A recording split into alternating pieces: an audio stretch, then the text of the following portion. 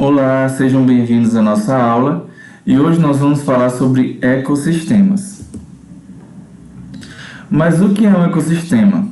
O ecossistema, ele é o conjunto formado pelos seres vivos e pelos fatores físicos ou não vivos do ambiente. Os seres vivos, nós conhecemos os animais, as plantas, até bactérias, fungos, e pelos fatores não físicos, que a gente considera como não vivos. Eu trouxe alguns exemplos aqui para vocês. Tem o solo, a luz, a água, são fatores que não são vivos. Então, o conjunto desses fatores é o que forma o ecossistema. Mas o que caracteriza cada ecossistema?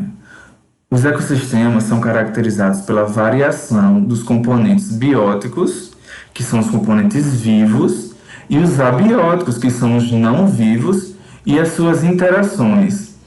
Então, interações entre os fatores componentes, no caso bióticos, que são os vivos e os não vivos, caracterizam cada ecossistema.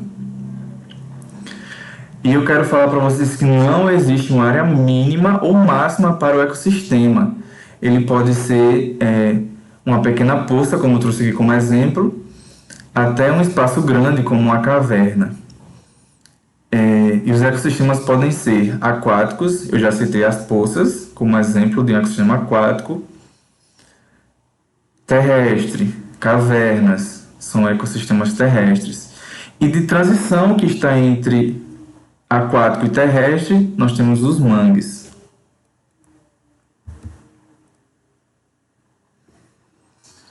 Podemos considerar até mesmo a bromélia como um ecossistema. Olha que interessante, gente. Porque ela abriga pequenos animais, suas larvas e até os seus ovos. Eu trouxe aqui exemplo da perereca, de uma perereca que está dentro de uma bromélia. Ela está habitando essa bromélia, ela também ali põe seus ovos. E no caso, os seus filhotes vão crescer ali dentro. Então, a bromélia, mesmo sendo uma planta, ela pode funcionar também como um ecossistema. E além desses animais um pouco maiores, como a perereca que eu mostrei, também seres microscópicos podem ficar na água retida por essas plantas. Então, ela é um ecossistema também próprio para esses pequenos seres. Biomas. Gente, biomas são grandes áreas formadas por conjuntos de ecossistemas. Então, cada bioma ele vai ser constituído, vai ser formado por diversos ecossistemas. Então, um bioma pode ter diversos ecossistemas. Eles vão estar integrados e agrupados por apresentar semelhança em aspectos como seres vivos, e os tipos de vegetação, de relevo e de clima. Então, o que vai caracterizar esses biomas vai ser os seres vivos, o tipo de vegetação, o relevo, que é um fator abiótico não vivo, e o clima também, que é um fator não vivo. No Brasil, nós consideramos 6 biomas: a Amazônia, a Caatinga, o Cerrado, a Mata Atlântica, o Pampa e o Pantanal. Como visto aqui na nossa imagem, temos um mapa aqui, mostrando cada um deles. A Amazônia, gente, um bioma brasileiro muito conhecido, ela ocorre na região do norte do nosso país, e ele estende-se também sobre países vizinhos, para você ver o tamanho e a dimensão que esse bioma tem. Ele é caracterizado, gente, por chuvas frequentes e abundantes, então chove bastante nesse bioma, e é a maior reserva de biodiversidade do mundo. Então, o bioma Amazônia ele apresenta muitos animais diferentes, e plantas também, fungos também diversos, por isso que ele é considerado a maior reserva de biodiversidade do mundo. E a vegetação desse bioma ela é denso, com árvores altas. Se a gente observar nessa imagem, a gente vê que tem pouquíssimos espaços vazios, E vem muita planta, muita árvore, que formam essas copas, que a gente não consegue nem enxergar o chão nesse tipo de bioma, olhando nessa visão acima. E predomina o clima úmido e quente nesse bioma. Eu trouxe alguns exemplos aqui da fauna que constitui esse bioma, que no caso são os animais que constituem ela. Eu trouxe como exemplo o boto cor-de-rosa, a arara canindé e a formiga tucandeira. Se a gente observar, a gente consegue ver diferentes ecossistemas aqui. Por exemplo, o boto, ele vive no ecossistema aquático e a formiga tucandeira e a arara canindé no ecossistema terrestre. E alguns exemplos da flora, que são as plantas que vivem nesse bioma. A gente temos o guaraná, muito conhecido, né? O açaí, também bastante conhecido, e a vitória régia. Também notamos diferentes ecossistemas que essas plantas habitam. O guaraná e o açaí no ecossistema terrestre, enquanto a vitória régia no ecossistema aquático. O cerrado. Gente, o cerrado ocorre principalmente na região centro-oeste do nosso país. Ele é o segundo maior bioma da América do Sul. Ele é caracterizado por possuir árvores e arbustos com caules retorcidos e de casca grossa. Temos aqui alguns exemplos nessa imagem. E nele ele vai predominar o clima tropical sazonal, que é caracterizado, gente, por ter invernos secos, invernos que acontecem no Cerrado são secos e os verões são chuvosos. Mais alguns exemplos da fauna do Cerrado. Como eu disse, os animais que habitam aquela região. Temos o lobo-guará, a tamanduá-bandeira, que é símbolo desse bioma, e a ema. Nós vemos que todos os três convivem no ecossistema terrestre. E também alguns exemplos da fauna. Temos o murici, o pau-terra e o araçá-rosa. Gente, eu esqueci de falar para vocês. Nesses nomes que estão em parêntese, embaixo dos nomes populares, dessas plantas ou dos animais que eu citei, temos o nome científico de cada uma delas. Esse nome científico, gente, ele é muito importante porque ele dá um nome para essa planta ou até os animais. Vou voltar aqui para vocês verem. Para que eles possam ser nomeados em qualquer região. Para onde você for, qualquer país, você pode usar o nome científico, se não souber o nome popular desses animais ou das plantas que a gente está utilizando. Aqui como exemplo. Espero que vocês tenham entendido. Mais um bioma, a gente vai falar agora sobre a caatinga. Esse bioma é exclusivamente brasileiro, então ele só ocorre aqui no Brasil. Ele é o principal bioma da região Nordeste, então esse bioma ocupa grande parte da nossa região Nordeste. Ele é caracterizado, gente, por apresentar um longo período de seca. E a vegetação predominante da caatinga possui uma adaptação, exatamente por causa desse período de seca, contra a perda de água. Nos longos períodos de seca, o que acontece? Ele perde as folhas e fica esbranquiçada a vegetação. Nesse bioma predomina o clima semiárido. Esse clima é muito seco, então para se proteger, essas plantas apresentam essas especificações. Elas conseguem perder as folhas para poder evitar a perda de água. Alguns exemplos, gente, da fauna da caatinga. Temos o gambá, a gralha azul e o veado catingueiro. São animais que convivem nesse bioma. Mais uma vez, eles convivem em ecossistemas terrestres. E alguns exemplos da flora, nós podemos citar o mandacaru e o xique-xique, que são dois exemplos de cactos. Eles conseguem viver bem nesse bioma exatamente porque, gente, ele consegue armazenar água. Então, por isso que ele consegue sobreviver bem nesse bioma, porque é seco, exatamente por essa característica deles de armazenar água. E também temos a catingueira.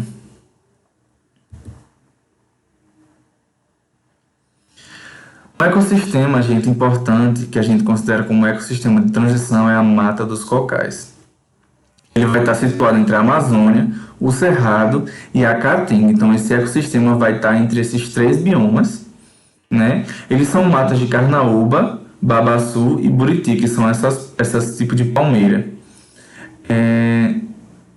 Várias espécies de animais vão habitar a mata dos cocais.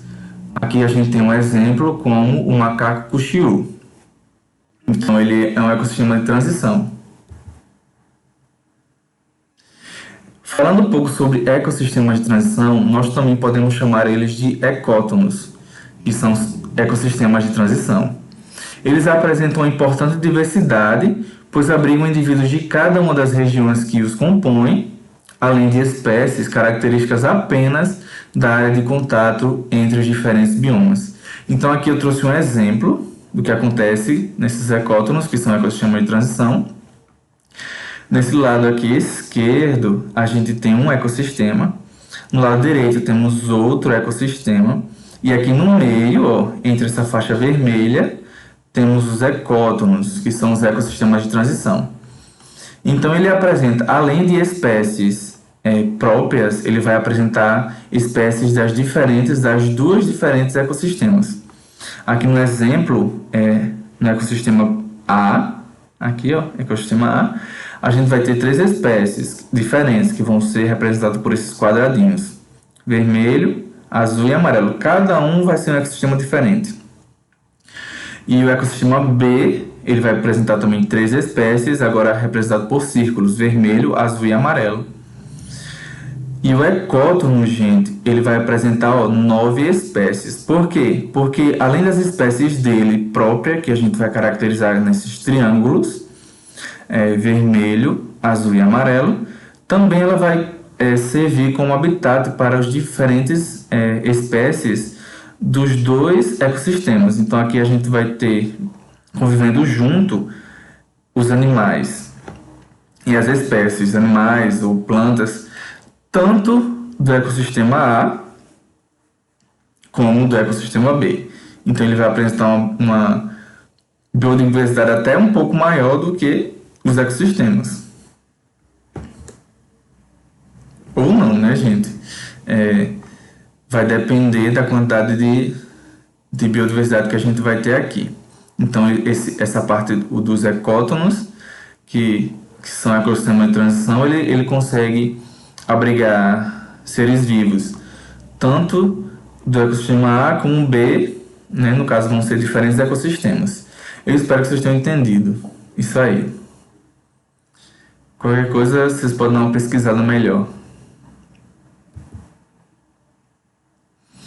Gente, o Pantanal. O Pantanal ocorre na região centro-oeste do Brasil, é mais um bioma, e ele engloba parte dos estados de Mato Grosso e do Mato Grosso do Sul. A flora do Pantanal, no caso, os vegetais, as plantas, é constituído por plantas migradas do Cerrado, da Amazônia e da Mata Atlântica. Olha que interessante. Então, a vegetação dele vai ser plantas que são presentes, a gente pode encontrar também no Cerrado, na Amazônia e na Mata Atlântica, ocorrendo várias espécies exclusivas, que no caso são endêmicas do Pantanal. Então, pouquíssimas espécies são exclusivas desse bioma. Geralmente, como eu citei aqui, elas vêm de outros biomas, como o Cerrado, a Amazônia e a Mata Atlântica. No caso, as espécies endêmicas são espécies próprias do bioma Pantanal. Endêmica é quando ocorre apenas naquele lugar. O clima que vai predominar no Pantanal, gente, é o tropical continental. Ele é caracterizado por altas temperaturas e chuvas. As plantas do bioma Pantanal também, gente, são adaptadas a enchentes que ocorrem frequentemente durante o ano. No caso, o Pantanal passa um tempo do ano cheio e depois um período seco. Durante esse período seco, a água das inundações que ocorrem vai rebaixando, e até é importante porque durante a cheia, gente, muitos peixes se reproduzem em diferentes locais, e acontece que muitos nutrientes que são acumulados durante as cheias durante a seca, que as inundações vai rebaixando, a quantidade de água vai diminuindo, muitos nutrientes acabam por ficar naquele solo quando está seco. Então ele possui uma vasta planície de inundação. Então ocorre durante esse período do ano de chuva inundação muito grande. Alguns exemplos da fauna. Nós temos a ariranha, a sucuri e a onça-pintada. Esses animais, gente, lembrando que, como ocorrem as inundações, eles conseguem viver tanto em ecossistemas terrestres como aquáticos. Eles conseguem conviver com esses ecossistemas diferentes. Alguns exemplos da flora, temos o buriti e o camalote da meia-noite. Olha aqui mais exemplos de diferentes ecossistemas. O buriti no ecossistema terrestre, e o camalote da meia-noite, ele habita ecossistemas aquáticos. A Mata Atlântica, mais um bioma, ele se estende por quase toda a costa brasileira. Sua área, gente, já foi cerca de 10 vezes maior, mas a ocupação humana foi a principal responsável pela perda e degradação desse bioma. Eu trouxe nesse exemplo, gente, uma foto aqui do Rio de Janeiro. No caso, ali também ocorre a Mata Atlântica, só que, como eu disse, a ocupação humana foi a principal responsável pela degradação desse bioma. Nós podemos ver aqui, ó, a cidade e o bioma ocorrendo no mesmo espaço. Infelizmente, gente, a construção dessas cidades, que ocorre em toda a região costeira do Brasil, desmatou grande parte da região do bioma Mata Atlântica. Esse bioma, gente, ele é caracterizado por ter árvores altas e uma vegetação densa, semelhante ao bioma da Amazônia, ó, muitas árvores e uma vegetação bastante densa. Vai predominar o clima tropical continental, com altas temperaturas e chuvas regulares também.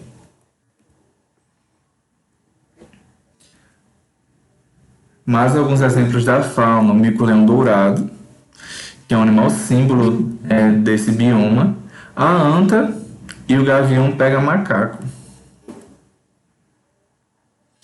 Mais alguns exemplos da flora: nós temos o pau-brasil, que é muito conhecido, né?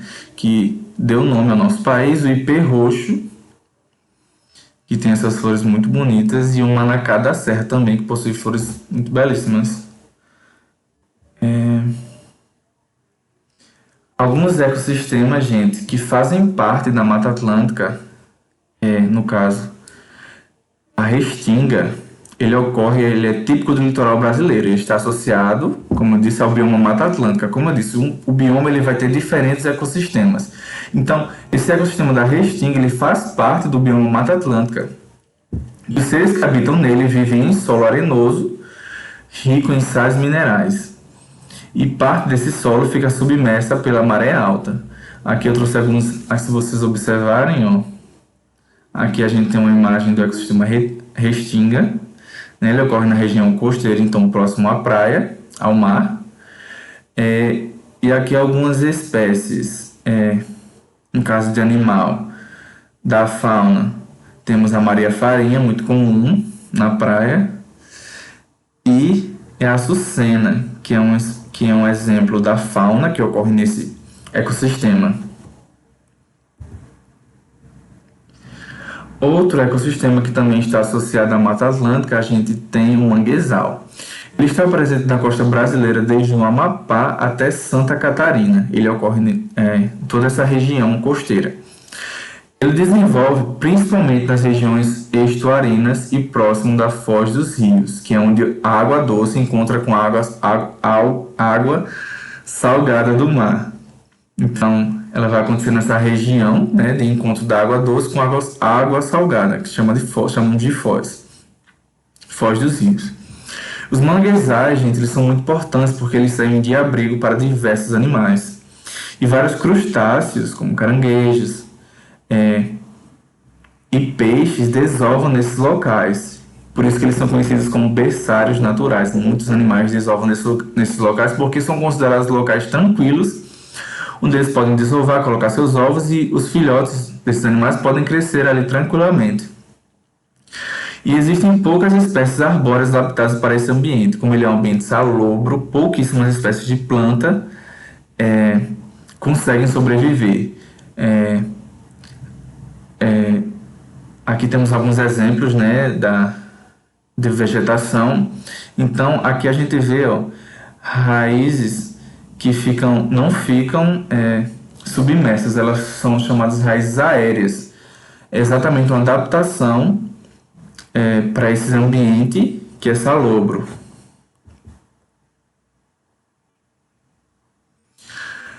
Mais um ecossistema, o ecossistema chamado Mata de Araucária. Ele encontra-se em regiões de temperatura média, mais baixa, como parte da região sul e regiões serranas do sudeste. A araucária, gente, que dá um nome a esse ecossistema, a Mata da Araucária, é uma árvore característica desse ecossistema. E a semente da araucária, o pião, serve de alimento para diversas espécies de animais.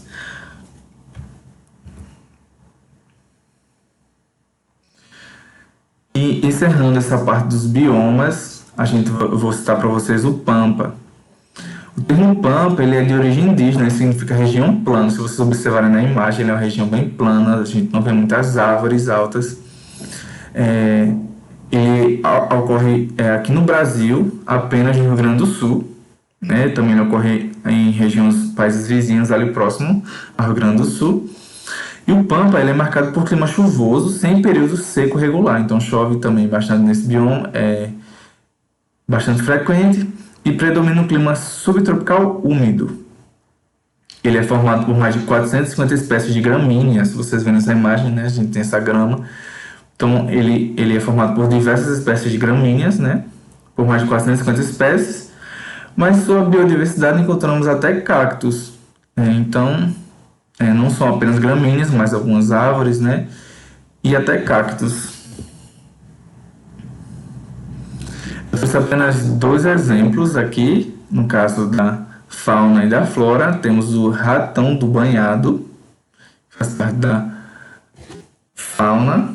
E da flora, o capim-forquilha, como eu disse. O bioma Pampa ele é formado por diversos tipos de gramíneas diferentes. Agora nós vamos tratar um pouco sobre ameaças aos ecossistemas. Uma dessas ameaças, principalmente a maioria delas, são causadas por ações antrópicas, que significa que são ações humanas. Nós humanos interferimos nesses ecossistemas.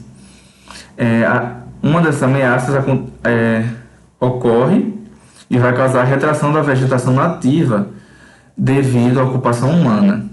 A ocupação humana, então, gente, a gente pode considerar como uma das ameaças aos ecossistemas.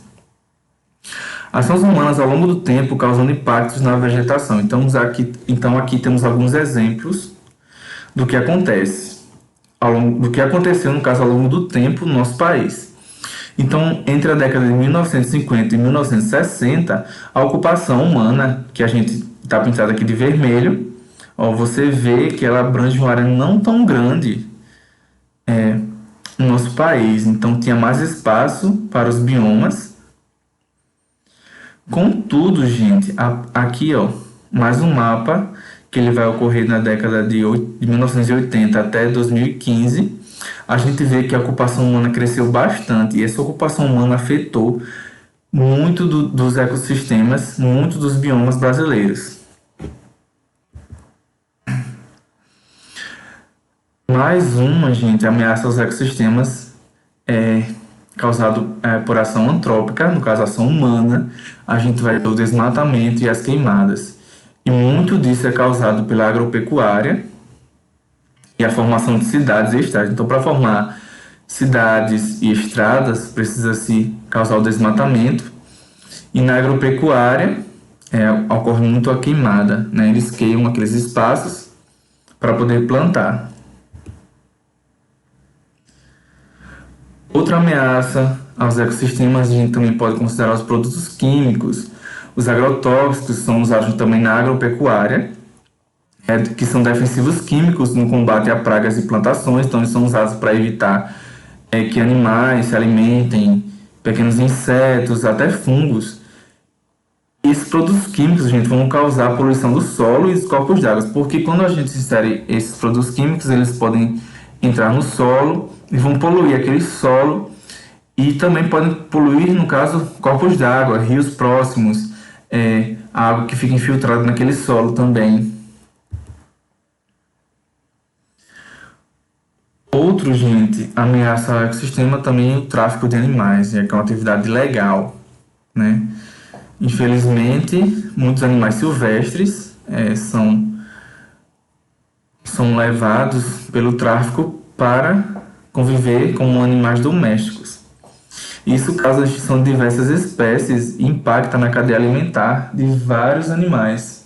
Quando você retira animais ali de certa espécie, causa a extinção dele, você acaba afetando na cadeia alimentar. Resíduos sólidos, né? Que são os resíduos como lixo, são produzidos como lixo, são jogados, né? Geralmente de atividades agrícolas, ações humanas, a indústria, resíduos hospitalares, né? E quando há uma destinação correta, quando ele não é colocado, tratado da maneira correta, a destinação correta desses, quando não existe essa destinação correta desses resíduos, eles vão poluir o solo, o ar, através do chorume, gente, que é um líquido escuro que vai poluir o ar, que vai poluir com um cheiro muito forte, poluir a água e poluir o solo. E também pode causar doenças, gente. Esses ambientes onde são descartados lixos, aqui como visto, né, são propícios para diversas bactérias, micro-organismos, podem causar doenças. E uma solução, gente, para esse problema dos resíduos sólidos seria a reciclagem. A desertificação, que é um fenômeno causado naturalmente ou por ação humana, e transforma uma região em um deserto. Okay? Então, ele pode ser uma ação natural ou antrópica, que é uma ação humana, pode ocorrer por ação natural ou ação humana.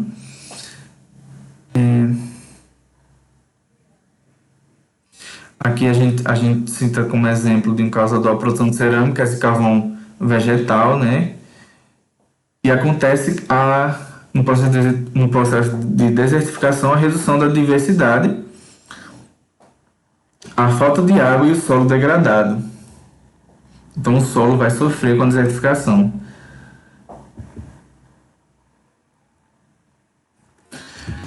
E por fim, gente, no caso, mais um problema, gente, que vai afetar os ecossistemas vai ser os alagamentos e a poluição do ar.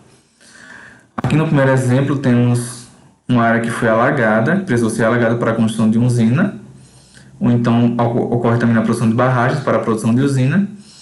Né, ele vai alagar toda essa região. Em toda essa região existia muita diversidade de animais e de plantas. Então, o alagamento dessa região vai afetar essas plantas. E os animais que habitavam nessa região, gente, vão ter que procurar outras regiões para sobreviver. E ocorrendo, gente, a migração de animais nas áreas submersas. Gente, e a combustão, no caso, que causa a poluição do ar. Aqui nós temos exemplos das fábricas, mas também ocorrem por causa da combustão dos veículos, da queima de combustível. Ela acaba poluindo o ar, deixando o ar impuro, afetando ou causando doenças. A gente pode causar doenças, entre outras coisas. Agora nós vamos recapitular um pouco do que aprendemos hoje. Nós aprendemos que o ecossistema ele é o conjunto formado pelos seres vivos e pelos fatores físicos ou não vivos do ambiente. Nós aprendemos também, gente, que biomas são grandes áreas formadas por conjuntos de ecossistemas. E no Brasil, a gente pode dividir o Brasil em 6 biomas, e algumas ações antrópicas, que são ações humanas, podem afetar os ecossistemas. E aqui terminamos a nossa aula de hoje. Eu espero que vocês tenham gostado. Em caso de dúvida, vocês podem rever o vídeo, ok? E é isso. Muito obrigado pela atenção de vocês.